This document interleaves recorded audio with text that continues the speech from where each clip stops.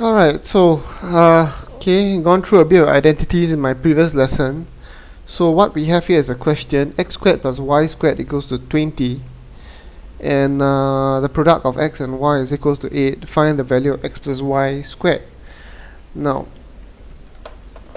we know that x plus y squared is equals to x squared plus 2xy plus y squared in its expansion, isn't it?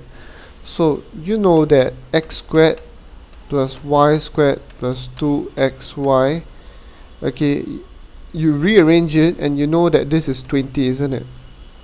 And you know that your xy is 8.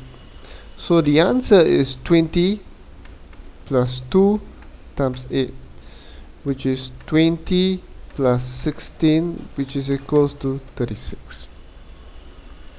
Simple enough, isn't it?